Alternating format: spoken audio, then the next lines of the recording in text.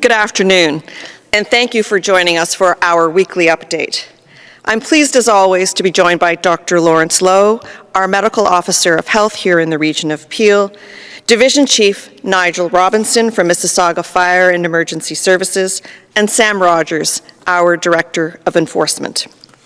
Before I give my COVID update, I want to first congratulate Mary Simon on being named Canada's new Governor-General. This was an inspiring and historic choice by Prime Minister Justin Trudeau, with Mary Simon becoming the first Inuit and Indigenous person to be appointed to the role. I was incredibly moved yesterday watching her deliver her first speech as incoming Governor-General in both English and Inuktitut. While the position today is largely symbolic, the Governor-General still has a profound impact on the tone and the direction of the country. The Governor-General is able to inspire Canadians to work together and come together through our shared values and vision for the future. And at a time when there is so much work to be done to repair and build relationships with Indigenous communities to work towards truth and reconciliation, I believe Mary Simon will play a critical leadership role in this regard. Ms. Simon has served as an ambassador and as a negotiator. She has been a strong advocate for the environment with a deep knowledge of issues facing Canada's north. Her experience with these issues will be so important as we move away from battling COVID and refocus our energies on the huge generational crisis that is still facing us, climate change. I'm extremely proud that Mary Simon will serve as the Queen's representative in our country, as should all Canadians. And now for our COVID update. For the 9th straight week, COVID cases have declined in Mississauga and right across Peel region. And this is because of two very important factors. One, people have continued to follow the advice of public health, and most significantly, people have stepped up and gone out and gotten vaccinated. We have now administered 1.7 million doses right here in the region of Peel. That's a staggering number and a testament to people's willingness to protect themselves in the community. It's also a testament to the hard work being done by Peel Public Health, our hospital partners, our doctors, our nurses, our firefighters, our paramedics, and the countless volunteers who are helping to get shots in ours. Over the last several weeks, Peel Public Health has ramped up capacity and is now consistently administering more than 20,000 doses each and every day. And what this means is that we've been able to administer first doses to 78% of residents 18 plus, and 2 doses, the second dose, to 40% of residents 18 plus. We have smashed all our vaccine targets, and I'm so proud of each and every resident in Peel and of course in Mississauga who went out to get vaccinated. And this, of course, includes our youth who have stepped up big time. They want to continue to go out with friends and return to in-class learning in the fall. We have now administered 1 dose to 64% of youth 12 to 17. This huge uptake in the vaccine means we are seeing some of the lowest COVID cases numbers since last summer. Peel region is now averaging 7 cases per 100,000, and that's down from 12 cases per 100,000 last week. Mississauga is averaging just under 7 cases per 100,000, and again, that's down from 12 cases last week. Our hospitals continue to improve each week and each and every day. With only 19 COVID hospitalizations at Trillium Health Partners and only 1 patient in the ICU. Some people, however, remain to be hospitalized and are still recovering from the long-term impacts of COVID-19. The situation at Brampton's William Osler Hospital is very similar, with 5 COVID hospitalizations and 2 patients in the ICU. But as good as everything looks right now, we still need to continue to get more needles into arms, especially with the more transmissible Delta variant now being the dominant strain in Peel. We need to increase the number of people who have had second dose coverage and get people their first dose coverage if they haven't already. New data from the province shows that 83% of Ontarians who recently caught COVID had not been vaccinated, and 15% of them had only one dose. It's clear that vaccines are effective, especially after 2 doses. And it's your family, your friends, your neighbors, and of course our small businesses who are all counting on you to step up. We have the capacity here in Peel to get everyone their shots. Just last week, Peel Public Health opened up close to 300,000, that's right, 300,000 new appointments at our mass vaccination clinics for bookings up and until July 25th. And there's still close to 10,000 open appointments available in the system for this week, so please book now. The easiest way to do that is by visiting the online provincial booking system or by calling 1-833-943-3900.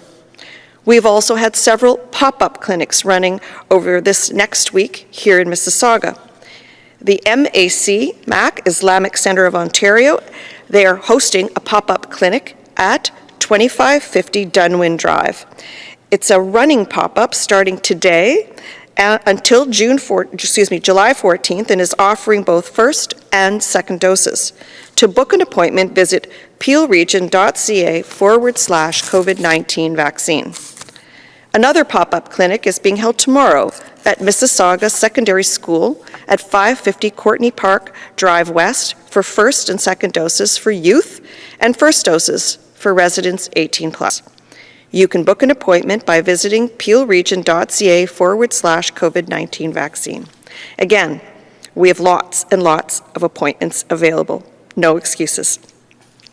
Just as a reminder, everyone 18+ who received either Pfizer or Moderna, or those 12 to 17 who received Pfizer, are now eligible for their second dose if it's been 28 days since your first dose.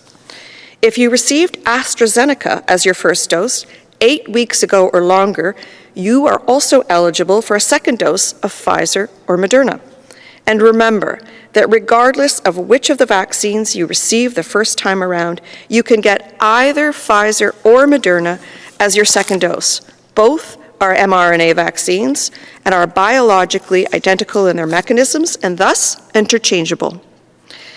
And the last thing on vaccines, I have a lot of pride in what we have accomplished over the last couple of months with our vaccine rollout. And I really want the rest of Canada to see that. And that's why I'm rooting for us to win second dose coast to coast, a Canada-wide vaccine challenge. Up until July 11th, Peel Region is going head-to-head with the city of Calgary to see who can get more second doses into arms. Now, I really do love Mayor Nenshi of Calgary. He's a good friend, but I want bragging rights on this one. So please, come help us come out on top. Let's take back the summer and start by getting your second dose if you haven't done so already. A really fun and exciting way that you can get your second shot, or your first if you haven't, is at the 40-hour marathon dusk to dawn pop-up clinic that will be happening at the Save Max Centre in Brampton starting at 11 p.m. on July 10th. Peel Public Health will be operating all night long getting shots into arms. The easiest way to book your appointment for this exciting dusk to dawn event is by visiting the provincial online booking system and selecting the Save Max Centre. Before I bring up Dr. Lowe, I just want to speak briefly about the business reopenings that we've seen over the past few weeks. I was absolutely thrilled last Wednesday when more businesses were finally opening their doors, most notably our personal care providers who have been closed since November 23rd. I took the opportunity to get my hair done, and now I challenge Mayor John Tory to do the same. I'm so happy to see our patios full and the malls and our small retailers once again welcoming customers inside their stores. I'm very thankful, however, that the province has chosen to take a gradual and cautious approach to the reopening, especially as we see other jurisdictions around the world reimposing restrictions after initially loosening them.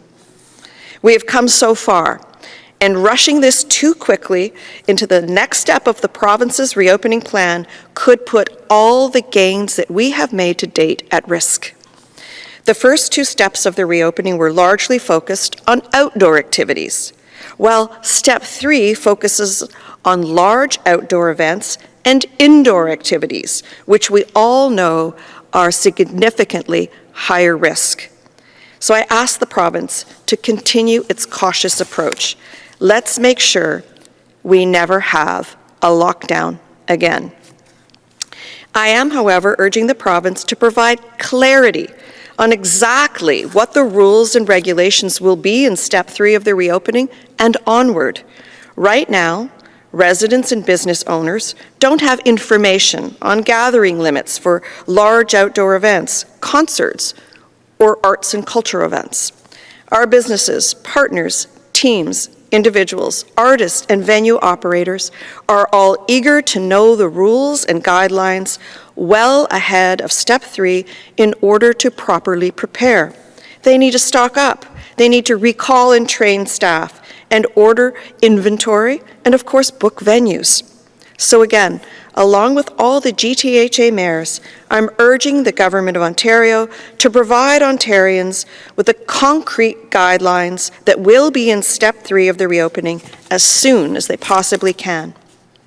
Mississauga, please continue following all the public health guidelines and book your first or your second dose.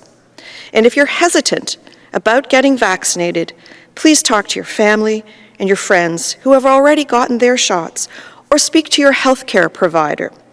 I understand why some people may be hesitant, and talking about your concerns is an important first step in understanding why getting vaccinated is the right thing to do. And on that note, I would like to invite Dr. Lowe, who is virtual today, to join us to provide his update. Dr. Lowe, over to you. Thank you, Madam Mayor, and good afternoon. I regret that I'm not able to join in person today, but I did not want to miss the opportunity to share some important messages with our community around vaccination. And I want to be very clear. While Mississauga's numbers have truly improved, today test positivity is at 1% and case numbers are at 6.8 per 100,000, we cannot become complacent. The good weather, coupled with our increased vaccination coverage, has allowed us to take advantage of lower risk activities and start to gather in smaller groups. But we cannot get distracted. Please get to 2 valid vaccine doses as quickly as possible. And that means taking whatever vaccine you can get, whether it results in mixing, and even if it's not your preferred brand. The labels may be different, but they ultimately use the same technology to protect us, and they have similar effectiveness and side effect profiles. Both mRNA vaccines on offer teach our bodies to make a protein that triggers our immune system to produce antibodies which will protect us from getting infected with COVID. And put simply, every first dose protects against severity and death, and every second dose provides reassurance that you and your loved ones will be safe and can return to ordinary interactions under certain circumstances as outlined by the Public Health Agency of Canada. Getting 2 doses widely throughout our community also provides reassurance for our businesses, those in our community that are vulnerable, our schools, and our healthcare providers, that as we move forward, it will be ever forward. We don't want to see a resurgence in hospitalizations or mortality that require a return to the disease control measures that are being lifted. We know that the vaccines that are being used are scientifically backed, safe, and effective. So please get any available first dose if you haven't yet, and take any available second dose if you had your first 28 days ago. I want to share my vaccine story in highlighting that taking what dose is available is advice that I have taken myself. I received my first dose of Moderna at one of our public health clinics in March. That was what public health had at the time. I was not eligible for AstraZeneca, and Pfizer's specifications at the time precluded clinics outside of the hospital from handling that vaccine. So I took the first dose I was offered.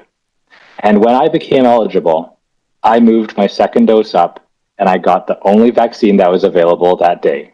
And yes, it happened to be Moderna.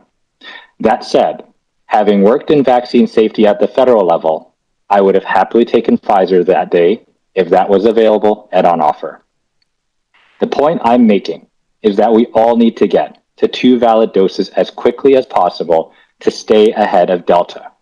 We can't afford to have people walking away from protection, especially since our bodies use the technology in these vaccines the same way and doesn't see labels. Especially as we also move towards stage 3 reopening. We've seen how the UK and some US states have had to contend with surges in hospitalizations among unvaccinated and partially vaccinated individuals. We've also seen how Israel is now rushing to vaccinate 12 to 17-year-olds following school outbreaks in that country. We can learn from these missteps and ensure that as we go forward with as many people protected as 2 doses as we can, we will go ever forward. Last week, together with our hospital partners, as Mayor Crombie identified, we made nearly 300,000 appointments available through July. This includes nearly 10,000 appointments that are available this week. So I urge all our residents, please, if you are unvaccinated, or if it has been 28 days after your first shot, book a shot now. Do not wait for your originally scheduled second dose appointment. Accelerate your protection today and help us achieve our goal of reaching broad second dose coverage sooner at 75% of our community and beyond.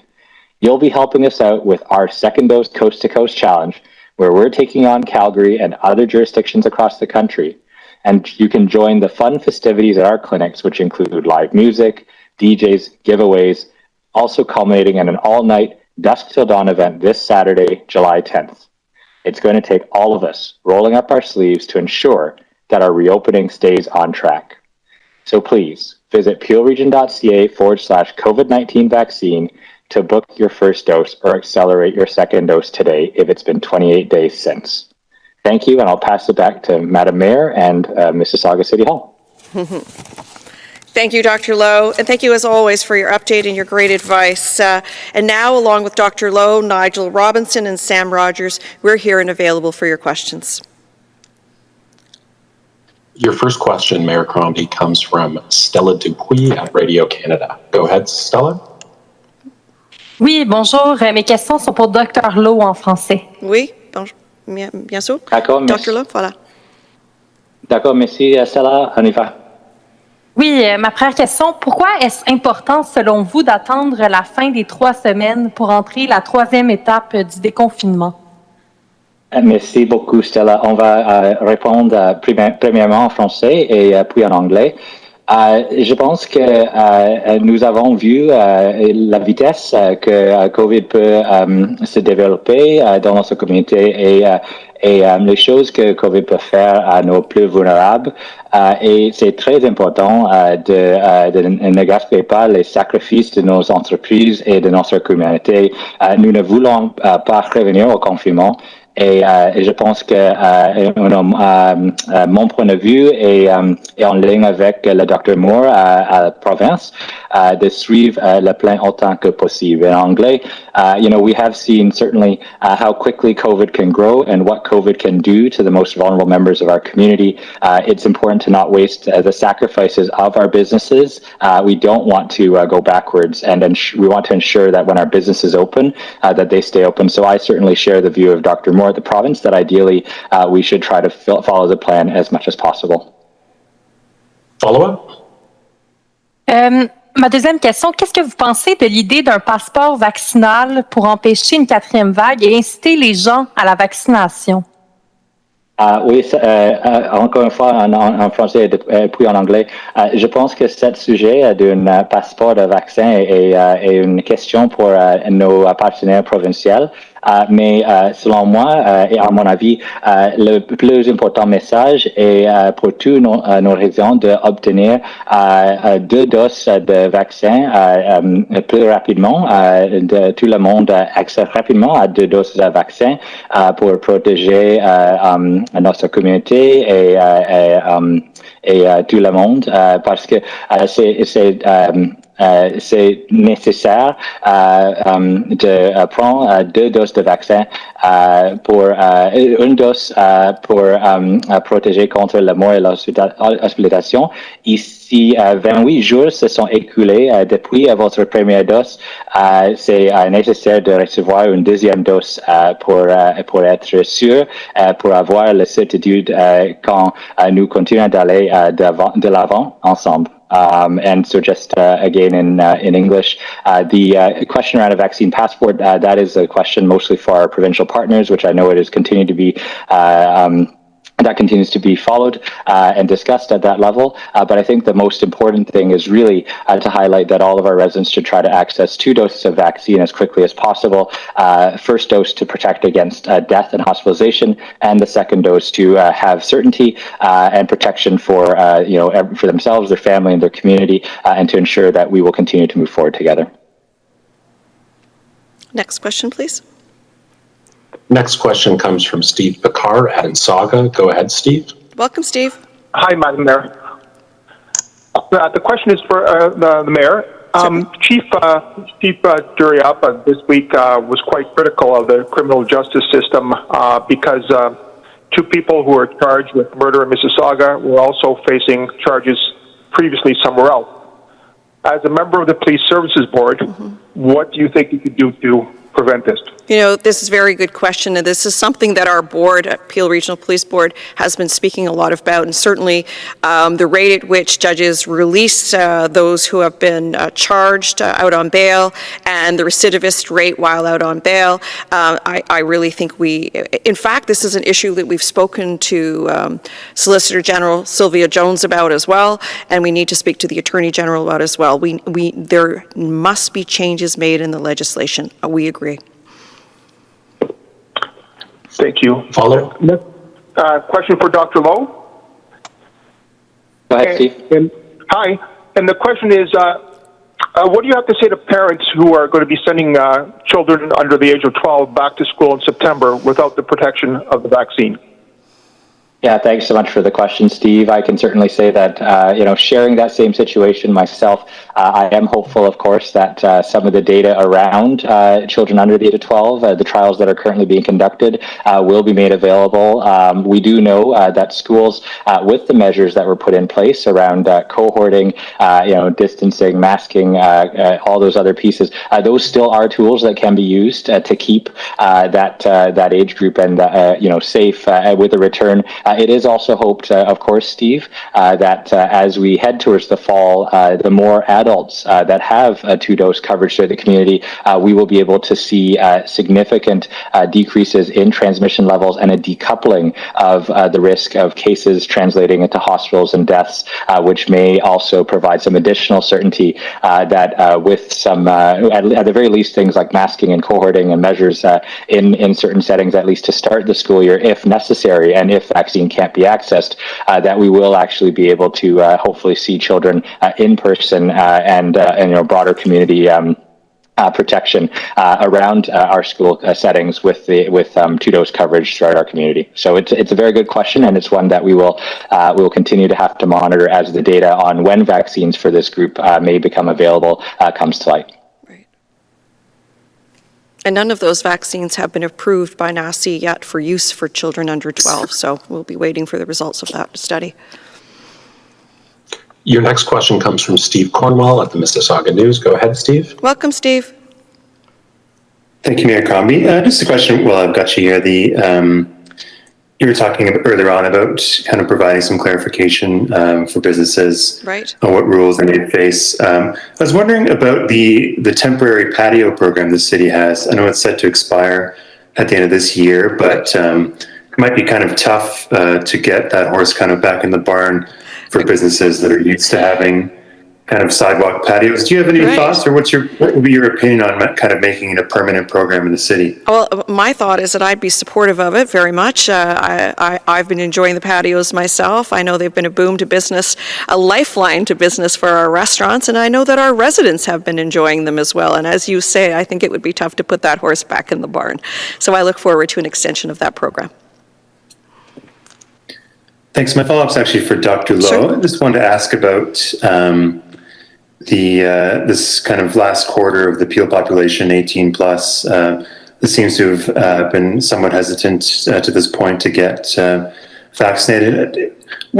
Dr. Lowe, what do you think are some of the reasons why folks, kind of that last quarter, might be hesitating at this stage to get their second dose? And is around 80%, if it gets to that point of the population vaccinated, if it gets to around 80%, is that an acceptable outcome, or is it essential to go higher with new variants? It's a good question, Steve. And in fact, I think there's two sort of pieces here that you're speaking to. Sort of on first dose barriers and hesitancy. It's absolutely vital that people at least try to get one dose. The vaccines are safe, they're effective, and we do know that data from other countries show that the people that are pretty much getting COVID and being hospitalized and or succumbing to the disease are people who are unvaccinated to a large extent. And so I think, my message to our residents, it couldn't be more clear. If you are able to access our clinics through conventional means at this point in time, I really encourage you to do so. To get your first dose to protect yourself and to make sure that you're part of the overall. It's if anything, the first dose is less about transmission and more about ensuring that if you are infected with COVID, that you will not be met with a severe outcome. The vaccines are safe, they're effective, and I say that to people who are able to access, the many appointments we have right now. There is a full recognition that some individuals may face barriers to access. We have, our continuing homebound program, our continuing community outreach program. We continue to work with community partners and agencies to try to access different groups that are unable to attend at mass vaccination sites for whatever reason. And our strategy will increasingly shift to addressing vaccination through those means as we get into the higher numbers, both on first and second dose coverage. So I think it's really vital for me to highlight that we do know that it's a spectrum. Some people just can't access it, won't be able to. They work odd hours. That's why we have our Dusk to Dawn, event going this evening. Not this evening, rather. Sorry, on Saturday this week. And that's also why we really urge people, to talk to your family, to talk to your friends who've got vaccinated, to make sure you're getting that first dose for your protection. And then, of course, Steve, in respect to second doses, I know a lot of people may still have questions around interchangeability, around getting there. The analogy that I use is it's like if you needed 2 units of blood for a transfusion, you wouldn't necessarily worry about whether the 2 units came from the same donor. You would take the 2 units because ultimately your body uses those units the exact same way. And so it's the same with vaccine. You want to make sure that, especially with the Delta variant out there, the one dose coverage is rendered partially ineffective. And so you want to make sure that for absolute certainty and to make sure that we owe it to our businesses and our community to make sure that when we open, we stay open. And that means getting to broad 2-dose coverage as quickly as possible to continue supporting our reopening. Next question, please. Your next question comes from Isaac Cowan at the Pointer. Go ahead, Isaac. Welcome, Isaac. Hi, both my questions are for Dr. Lowe. Thank you. Dr. Lowe, I want to ask about Peel Public Health and kind of moving towards a point where vaccinations are as high as possible, whether there are plans in place for some kind of permanent testing infrastructure to monitor and surveil for new variants and to keep an eye on sort of the population once that vaccination rate is high, if there's a long-term testing plan as well. It's a great question, Isaac. It's a fantastic question for our provincial partners who run the laboratory system. I understand that they continue to do whole genome sequencing, I believe, of all samples now to actually keep track of the Delta variant. A lot of this is being driven by the fact that with case rates down and volumes decreasing, there's an opportunity for them to do that. But I think we as a public health unit would certainly be the beneficiaries of a continued surveillance program by our provincial laboratory system, but for the details of that, you might be best to ask them. And moving forward, kind of, I suppose, post-pandemic to an extent, it's not out of the question, it's been done in the past, that Queen's Park has downloaded responsibilities to provincial public health units. So it could hypothetically become something Peel Public Health dealt with in the future. But even if the province were to run the surveillance programme, are there any details that you would think were important? Would you like to see, teachers regularly tested, even if they're double vaccinated, to keep an eye on the situation in schools? Are there any details like that which you think are important for the dynamics in Peel were a long-term testing programme to be rolled out in Ontario? Yeah, thank you, Isaac. I think there's two parts to that question. So I don't suspect that the provincial laboratory system will be downloaded. Much of that infrastructure is within the agency Ontario Health, together with the Public Health Ontario laboratories, and they already have a fairly disseminated system of and a laboratory network that's been built up. So I suspect that they will continue, at least on the testing piece. But you are right to identify, Isaac, that I think COVID overall will continue to be a significant part of our work as a local public health unit going forwards. It will represent likely, new programs both to continue with case management and contact tracing, outbreak investigation, vaccine coverage rates and tracking, certainly reaching the most vulnerable through vaccination. These are all discussions that are currently taking place across local public health units in Ontario, and we have actually benefited certainly from the expertise of local public health units, not just in Peel, but throughout the province of Ontario in responding to this disease, this novel disease. You can see certainly, while we do certainly mourn the loss of lives, and we do think of everyone that has sacrificed and endured so much trauma throughout the course of this pandemic, we also know that Canada and the province of Ontario have had a less intense pandemic than many other industrialized, Western nations in the world, and certainly one in a setting that was very integrated with the challenged response of the United States. So I think to the degree that COVID will be an integral part of local public health's work going forward, I suspect that will be the case, and there are discussions ongoing at this point in time as to what that will look like. The next two questions are for Dr. Lowe as well. Okay. They're write-in questions from Pooja Luthra from Y Media. I'll read them out.